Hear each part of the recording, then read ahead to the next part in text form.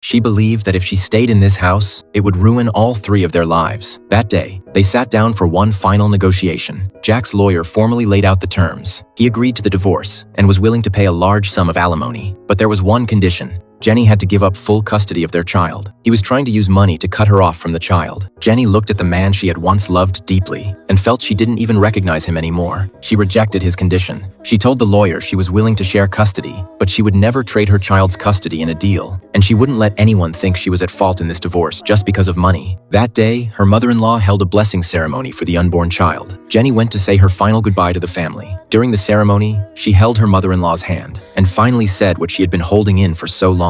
She recalled how she used to wonder why her mother had agreed to the marriage. She couldn't even do basic housework. And what had Jack seen in her? In her heart, even if she wasn't the best dancer, she could still be a devoted housewife. She had believed her mother-in-law truly liked her, but after that party, she finally understood. Her mother-in-law only liked her as a daughter-in-law. She also mentioned that after the slap, everyone told her to endure it, but no one had ever told Jack that he shouldn't have hit his wife. Her words left everyone in the room silent. Her mother-in-law teared up and blamed herself. She said it wasn't Jenny's fault at all. It was their fault as parents. They had never taught their son not to hit a woman. Jenny's mother was also at fault for only telling her to endure and stay quiet. Her mother-in-law respected Jenny's final decision. Her husband sat in shame, silent and reflecting. But what truly made Jack wake up was when he went to thank his boss after being promoted and apologized for what had happened earlier. His boss told him he should never hit his wife. Even if he was angry at his superiors, he would never hit them. His wife's tears and his father-in-law's rage hadn't made him reflect, but one criticism from his boss made him truly start to think, had he really been wrong? Before the trial officially began, Jack approached Jenny on his own.